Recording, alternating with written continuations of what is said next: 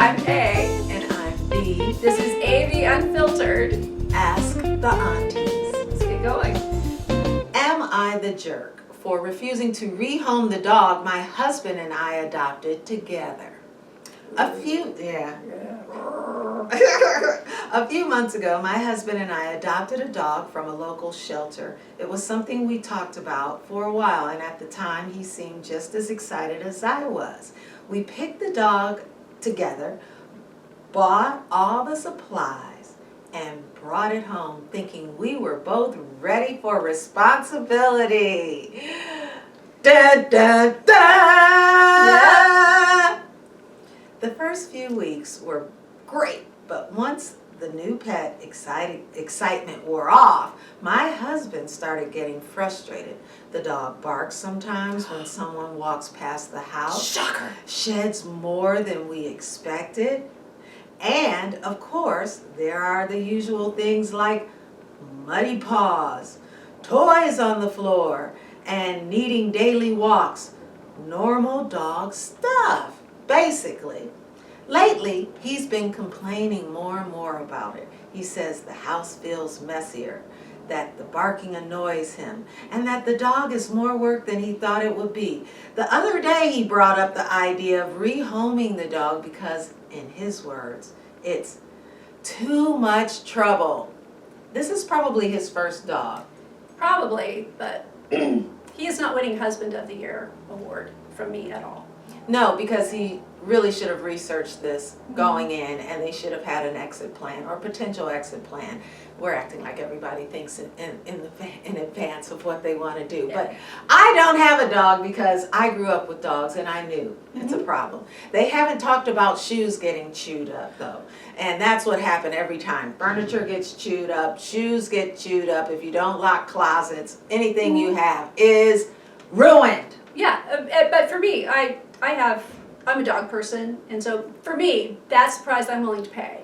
And one should. Yeah, because for me, the exit plan is when the dog passes away. That's the exit plan. Oh, and that's very difficult for friends I know. Oh, when the dog, oh gosh, yeah. It's so, that's worse. I think that's worse than what they're going through right now. Well, but you've loved the dog, and you know the dog lived a good life. So I can't really talk about it too much because I will start crying. Oh no, But, we don't want you crying. yeah. But I've gone through this with other friends, and I have a hard time stepping back, living on a very tight budget, listening to how much they pay vets to extend the life, maybe 1 or 2 months. Yeah. And back in the day, the dog just we passed. live in a society where we're afraid of death, and it's just crazy. It's just crazy. Yeah, thousands and thousands and thousands for literally a few months extension of life of your pet. That's when I have to just keep my mouth shut and support them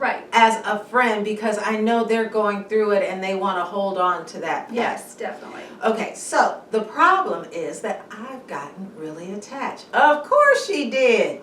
I take care of of course she does. Most of the daily stuff like feeding, walks, and vet visits, and the dog has honestly become part of my routine in my life. Okay, rehome the guy. Definitely. I'm joking. I don't really feel that way because that's do. a hard call. No, it's not. It's really not. And I'll when we finish this, I'll tell you why. Okay. I feel that way. Yes, it's become a routine and my life. When I come home, it runs to the door excited to see me. Does your man run to the door excited to see you? Probably not. The thought of giving it away just because things got inconvenient feels really wrong to me. When he brought it up, I told him I'm not okay with rehoming the dog unless there was a serious issue. He thinks all those issues are serious, and they're not. Like safety or something we truly couldn't handle. He said I'm being too emotional about it and that it's unfair. Well, this is a living, breathing This is a sentient creature. entity. This is a sentient creature. And of course, she's emotional. He's being too detached and zero emotions. Okay, and that is unfair to keep the dog if one of us clearly doesn't want it anymore.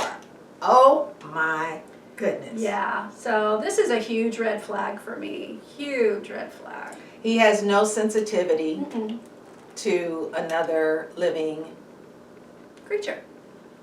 I mean, if you, which I do way too often, I watch videos of dogs getting adopted, and the dogs are so happy, and the people are so happy. So, yeah, I got red flags, red flag.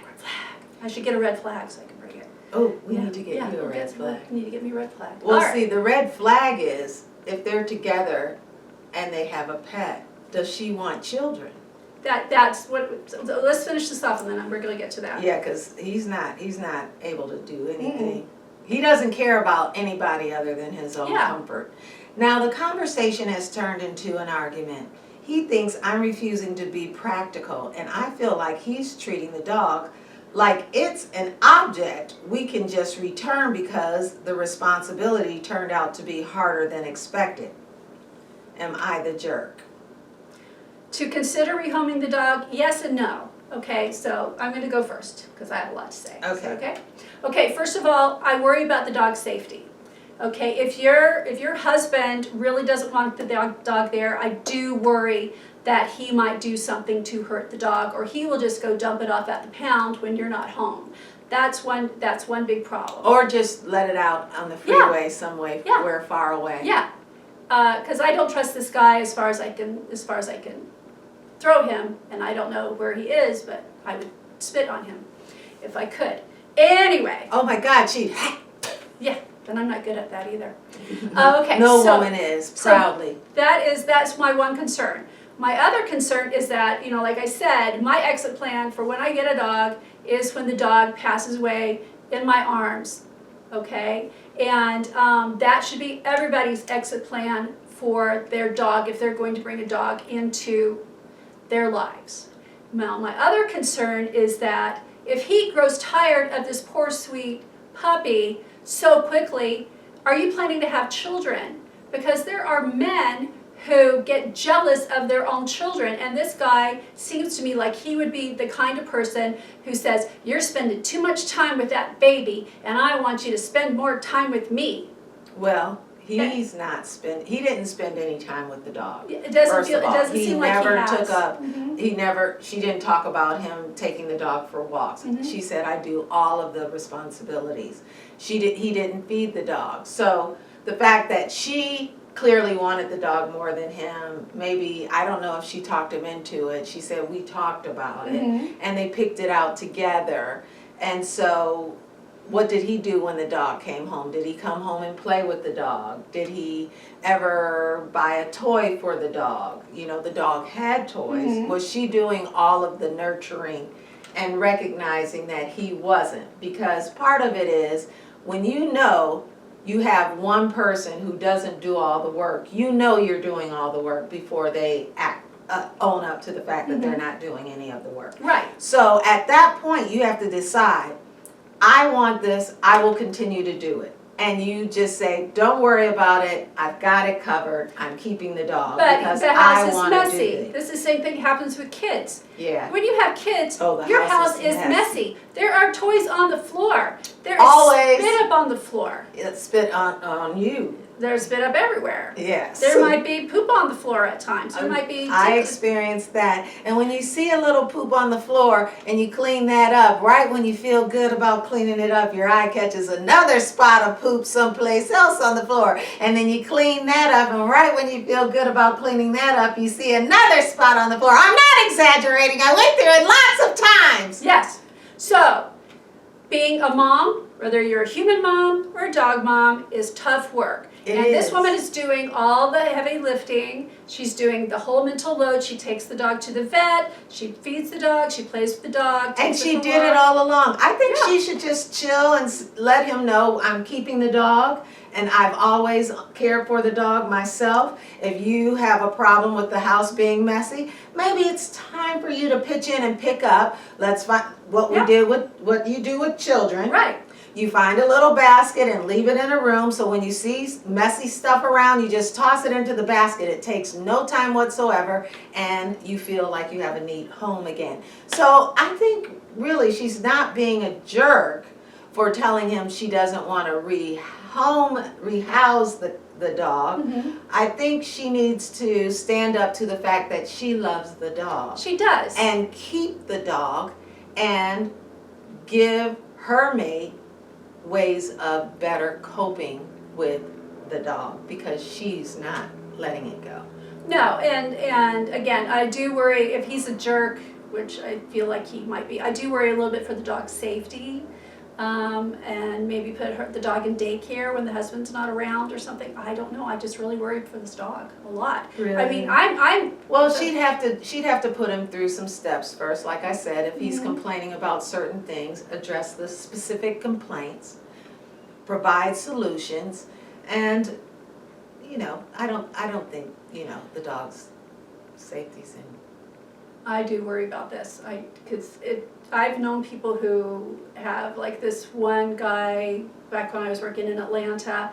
His wife had a cat, and he just took the cat to the pound and told her the cat died, and I told him he was going to hell.